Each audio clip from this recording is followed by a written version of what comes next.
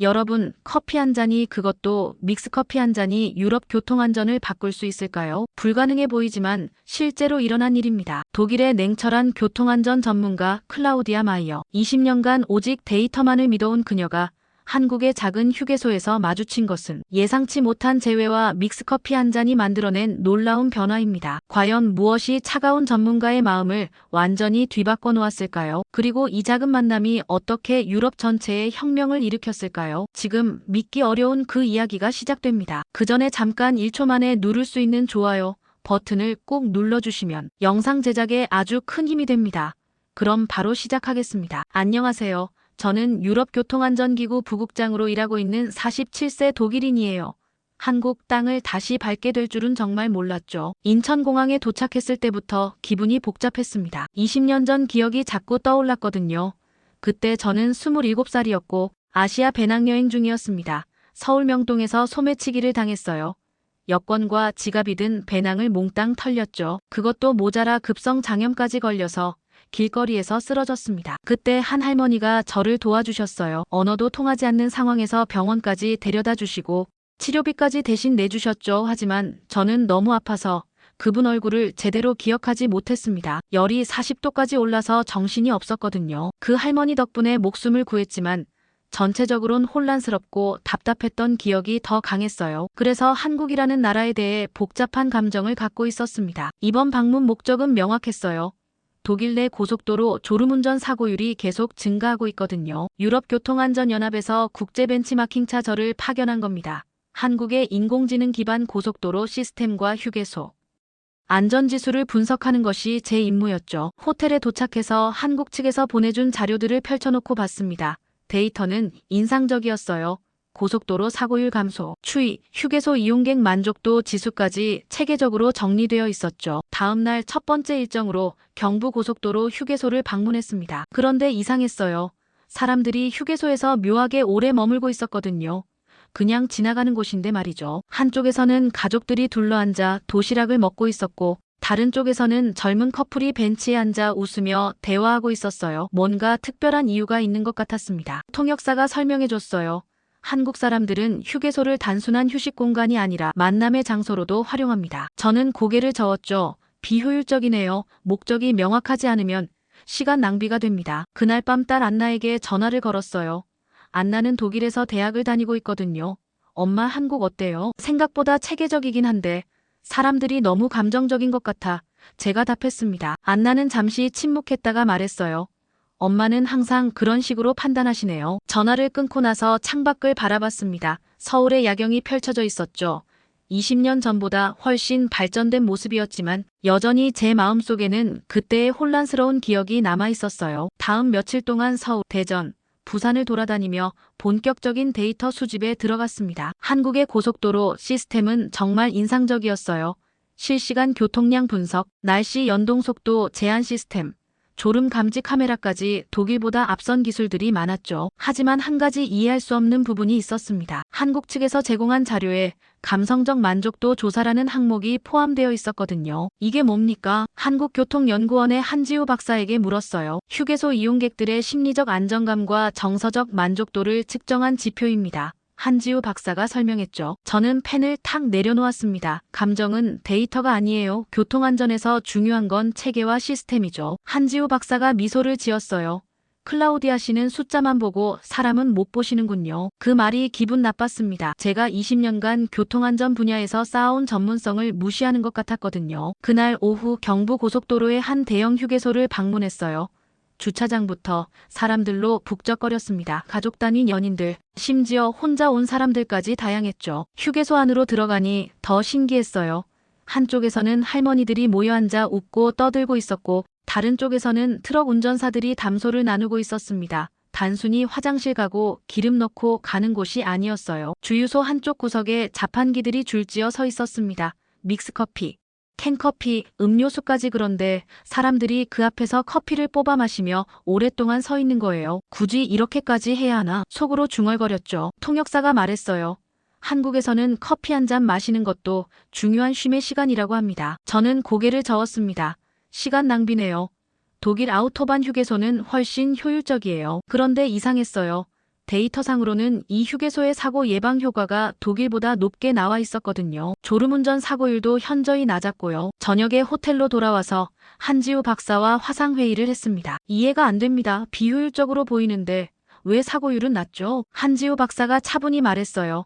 사람들이 충분히 쉬어가기 때문입니다. 단순히 연료만 채우는 게 아니라 마음도 채우고 가거든요. 마음을 채운다고요? 저는 코웃음을 쳤습니다. 그런 추상적인 개념으로 교통안전을 논할 수는 없어요. 그날 밤 안나에게 또 전화를 걸었어요. 한국 사람들은 정말 이상해 뭐든지 감정적으로 접근하려고 해. 안나가 한숨을 쉬었습니다. 엄마, 모든 걸 숫자로만 판단하지 마세요. 사람의 마음도 중요한 거예요. 너도 그런 소리 하고 있니? 제가 짜증스럽게 말했죠. 안나는 잠시 조용했다가 말했어요. 엄마는 데이터를 위해 사람을 버리는 사람 같아요. 전화가 끊어진 후 저는 오랫동안 창밖을 바라봤습니다. 한국의 데이터는 분명 우수했어요. 하지만 그 이유를 도저히 이해할 수 없었죠. 숫자 뒤에 뭔가 다른 것이 숨어 있는 것 같았는데 그게 뭔지 알 수 없었습니다. 다음 날은 지방 고속도로의 작은 휴게소들을 둘러보는 일정이었습니다. 서울에서 차로 2시간 거리에 있는 곳이었어요. 대형 휴게소와는 달리 아담하고 한적한 분위기였죠. 휴게소에 도착해서 주차를 하는데 갑자기 어지러움이 몰려왔습니다. 며칠간 빡빡한 일정 때문에 제대로 못 쉬었거든요. 차에서 내리자마자 휘청거렸어요. 어머, 괜찮으세요? 뒤에서 누군가가 저를 부축해줬습니다. 70대쯤 되어 보이는 할머니였어요. 주름이 깊었지만 눈빛이 참 따뜻하셨죠. 괜찮습니다. 그냥 좀 피곤해서요. 제가 영어로 답했어요. 놀랍게도 할머니가 영어로 대답하셨습니다. 휴게소에서 좀 쉬세요.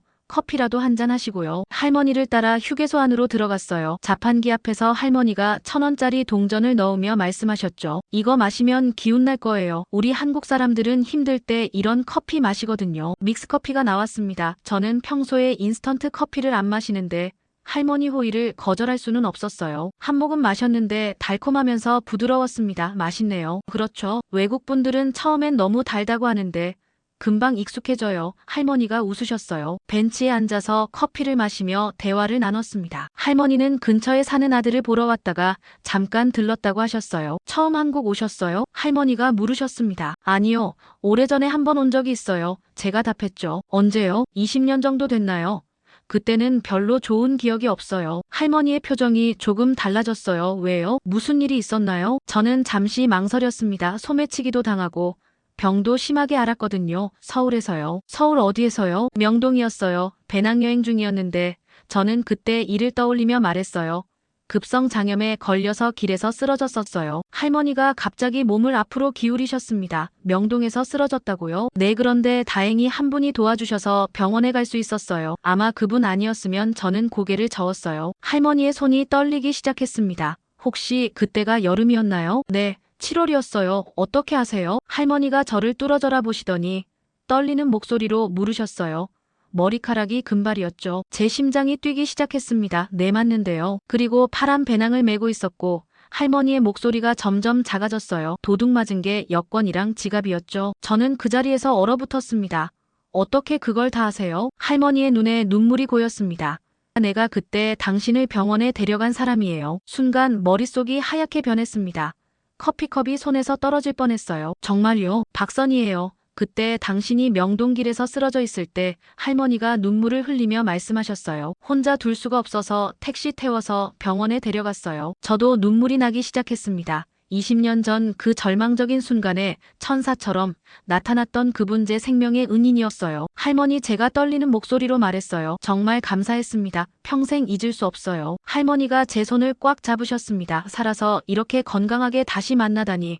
이게 인연이구나. 그 순간 저는 지난 20년간 한국에 대해 가졌던 모든 편견과 부정적인 감정들이 무너져 내리는 걸 느꼈습니다. 이 따뜻한 마음을 가진 사람이 사는 나라를 제가 어떻게 그렇게 단정적으로 판단할 수 있었을까요? 박선희 할머니와의 재회 이후 저는 며칠 동안 마음이 복잡했습니다. 20년 전 기억이 자꾸 되살아났거든요. 그때 받았던 따뜻함과 지금 제가 한국을 바라보는 시선 사이에 큰 괴리가 있었어요. 그런데 더 큰 충격이 기다리고 있었습니다. 셋째 날 저녁 딸 안나에게서 전화가 왔어요. 안나는 독일 미넨 대학에서 국제관계학을 전공하고 있거든요. 엄마, 안녕하세요. 안나, 무슨 일이야? 목소리가 좀 이상한데. 안나가 잠시 망설이더니 말했어요. 엄마, 저 한국으로 교환학생 가고 싶어요. 저는 깜짝 놀랐습니다. 한국으로. 네, 서울대학교에서 교환학생 프로그램을 신청했어요. 이미 합격 통지도 받았고요. 저는 머리가 어지러웠어요. 안나, 넌 지금 뭔 소리를 하는 거니? 엄마, 제가 정말 가고 싶어 해요. 한국 문화도 배우고 싶고 언어도 익히고 싶어요. 안 돼. 저는 소리를 질렀습니다. 한국 같은 나라에 무슨 미래가 있다고 그래. 전화 너머로 안나의 한숨 소리가 들렸어요. 엄마는 또 그런 식으로 말씀하시네요. 그런 식이라니. 나는 현실을 말하는 거야. 독일에서 제대로 된 교육을 받는 게 훨씬 나아. 엄마, 안나의 목소리가 차갑게 변했어요. 엄마는 데이터를 위해 사람을 버리는 사람이에요. 그 말이 가슴에 꽂혔습니다. 뭐라고? 아빠가 돌아가신 후로 엄마는 감정이라는 걸 완전히 차단해버렸어요. 모든 걸 숫자와 논리로만 판단하시잖아요. 저는 할 말이 없었어요.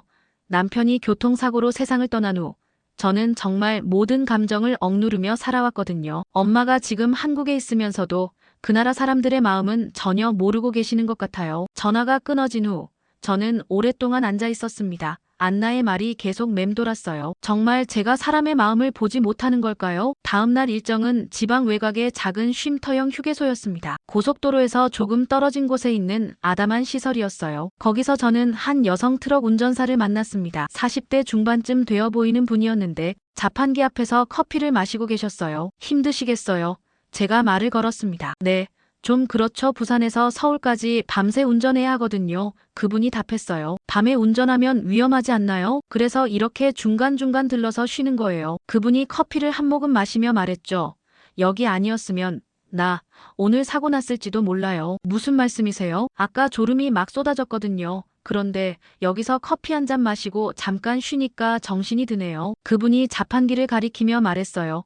이런 작은 쉼터들이 우리 같은 사람들한테는 정말 소중해요. 단순히 커피만 파는 게 아니라 생명을 구해주는 거죠. 저는 그 말을 듣고 뭔가 깨달았습니다. 제가 지금까지 비효율적이라고 생각했던 것들이 실제로는 사람들의 안전과 직결되어 있었던 거예요. 혼자 운전하시면 외롭지 않으세요? 제가 물었어요. 그럴 때도 있죠. 하지만 이런 곳에서 사람들과 잠깐이라도 대화하면 마음이 풀려요. 그분이 미소를 지으며 말했습니다. 커피 한 잔이 단순히 잠을 깨워주는 게 아니라 마음도 따뜻하게 해주거든요. 그날 밤 호텔로 돌아와서 저는 오랫동안 생각했습니다. 안나의 말, 트럭 운전사의 말, 그리고 박선희 할머니의 따뜻한 모든 것이 하나로 연결되는 것 같았어요. 제가 놓치고 있던 건 바로 이런 것이었구나. 숫자 뒤에 숨어있는 사람들의 마음, 데이터로는 측정할 수 없는 따뜻한 말이에요. 점점 저 안에서 무언가가 변화하기 시작했습니다. 다음 날 아침, 저는 한국교통연구원에서 마지막 브리핑을 받기로 되어 있었습니다. 한지우 박사와의 재회였죠. 며칠 전 감정적 접근에 대해 언쟁을 벌였던 그분 말이에요. 어떠셨나요? 며칠간 현장을 다녀보시니까 한지우 박사가 물었습니다. 저는 잠시 망설였어요. 생각보다 복잡하더군요. 어떤 면에서요? 데이터상으로는 분명 한국의 휴게소 시스템이 우수해요. 하지만 그 이유를 정확히 파악하기 어렵더라고요. 한지우 박사가 미소를 지었습니다. 이제 조금 이해가 되시나 보네요. 그때 제 눈에 벽에 붙은 안내문이 들어왔어요. 당신의 생명이 가장 소중합니다. 졸리면 쉬어가세요. 간단한 문장이었지만 뭔가 가슴에 와닿았습니다. 저 문구는 누가 만든 건가요? 제가 물었어요. 교통안전공단에서 만든 슬로건이에요. 모든 휴게소와 졸음쉼터에 붙어있죠. 단순한 휴게소가 아니구나. 저는 혼잣말을 했습니다. 맞아요. 한지우 박사가 말했어요. 한국인들에게 휴게소는 단순히 연료를 채우는 곳이 아니에요. 마음을 채우는 곳이기도 하죠. 마음을 채운다. 네, 클라우디아 씨.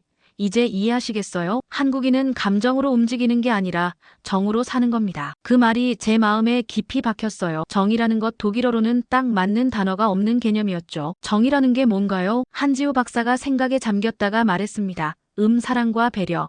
그리고 연민이 합쳐진 감정이라고 할 수 있을까요? 타인의 아픔을 내 아픔처럼 느끼는 마음이요. 저는 박선희 할머니가 떠올랐어요. 20년 전 아픈 외국인을 그냥 지나칠 수 없어서 도와주셨던 그 마음 말이에요. 그래서 사람들이 휴게소에서 오래 머무는 거군요. 그렇죠. 커피 한 잔을 마시면서 서로의 안부를 묻고 힘든 일을 나누고 위로를 받는 거예요. 그게 바로 안전운전으로 이어지는 거죠. 저는 며칠 동안 봤던 장면들이 이해되기 시작했어요. 자판기 앞에서 대화하는 사람들, 벤치에 앉아 휴식을 취하는 가족들, 혼자 온 운전자들끼리 나누는 짧은 인사. 돌아가기 전에 마지막 과제가 있습니다. 한지우 박사가 말했어요. 졸음쉼터 연구보고서를 제출해 주셔야 해요. 졸음쉼터요? 네, 고속도로 곳곳에 있는 작은 휴식 공간들 말이에요. 거기서 한국의 교통안전 철학을 가장 잘 볼 수 있을 거예요. 그날 오후 저는 경부고속도로의 한 졸음쉼터를 방문했습니다. 정말 작은 공간이었어요. 주차장 몇 대 들어갈 자리와 간단한 자판기, 벤치가 전부였죠. 하지만 거기서 저는 놀라운 광경을 목격했습니다. 트럭 운전사 한 분이 자판기에서 커피를 2개 뽑아서 옆에서 졸고 계시던 다른 운전사분께 하나를 건네드리는 거였어요. 고생하십니다. 서로서로 조심해서 가세요. 짧은 대화였지만 그 안에는 진심 어린 배려가 담겨 있었습니다. 저는 그제서야 알았어요. 한국의 교통안전 시스템이 우수한 진짜 이유를 단순히 기술이나 인프라가 뛰어나서가 아니라 사람들이 서로를 배려하는 마음 때문이었던 거죠. 그날 밤 안나에게 문자를 보냈습니다. 안나야, 한국 교환학생건 다시 생각해보자.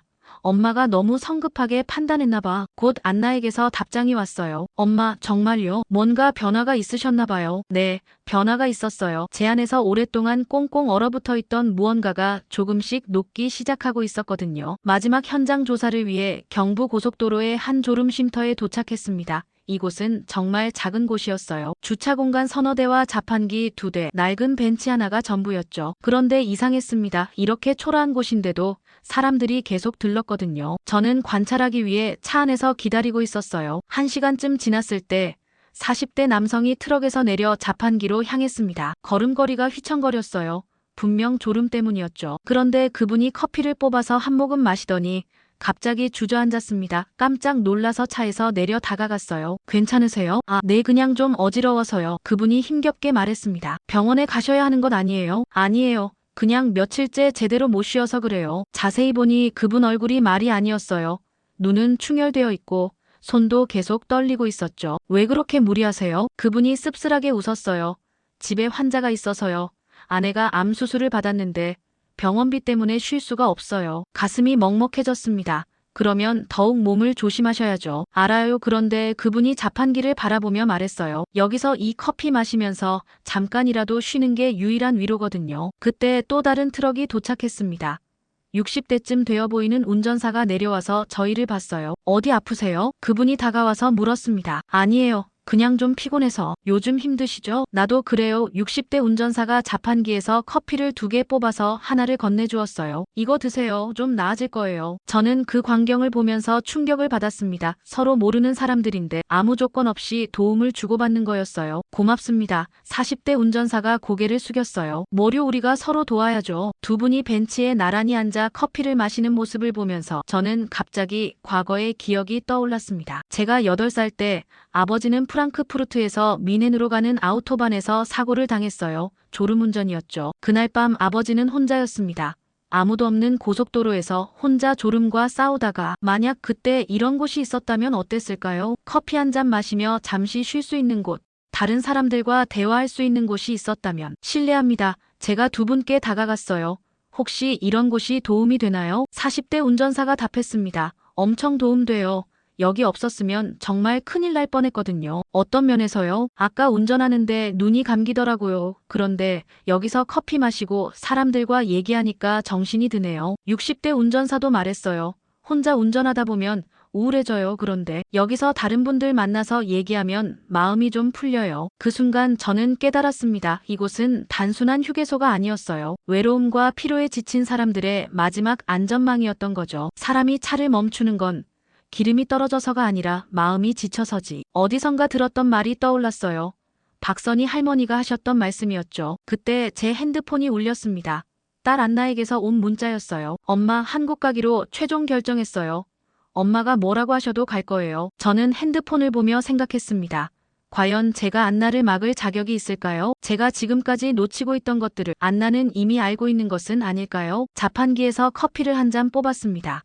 그리고 벤치에 혼자 앉아 깊은 생각에 잠겼어요. 제 인생에서 가장 중요한 결정을 내려야 할 시간이 다가오고 있었습니다. 그날 밤 호텔로 돌아온 저는 안나에게 전화를 걸었습니다. 더 이상 미룰 수 없었거든요. 안나야, 엄마, 저 한국 가는 거 막으실 거죠? 안나의 목소리가 차갑게 들렸어요. 안나, 엄마가 왜 그렇게 반대했는지 알겠니? 어차피 엄마는 모든 걸 위험하다고 생각하시잖아요.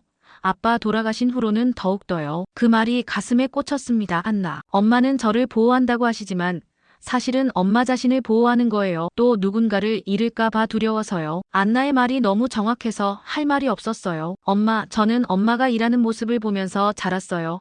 교통사고로 죽는 사람들을 구하려고 밤낮 없이 일하시는 모습을요. 그런데 왜 저에게는 안전한 곳에만 있으라고 하세요? 그건 저도 엄마처럼 사람들을 도우며 살고 싶어요. 하지만 엄마 방식이 아닌 제 방식으로요. 저는 갑자기 오늘 만났던 트럭 운전사들이 떠올랐어요. 서로 모르는 사람끼리도 도움을 주고받던 그 모습들이요. 안나, 엄마가 한국에 와서 많은 걸 배웠어. 정말요? 응, 안전이라는 게 단순히 사고를 막는 게 아니라는 걸 알았어.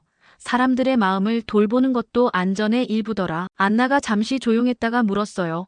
그럼 제가 한국 가는 거 허락해 주실 거예요? 저는 휴대폰으로 오늘 찍은 자판기 사진을 안나에게 보냈습니다. 이게 뭐예요, 엄마? 커피 자판기야, 별거 아닌 것 같지? 하지만 이 작은 자판기가 수많은 사람들의 생명을 구하고 있어. 어떡해요? 피곤한 운전자들이 여기서 잠시 쉬어가거든. 커피도 마시고 다른 사람들과 대화도 하면서 마음의 위로를 받아. 그래서 안전하게 집에 돌아갈 수 있고. 안나가 흥미롭게 들었어요.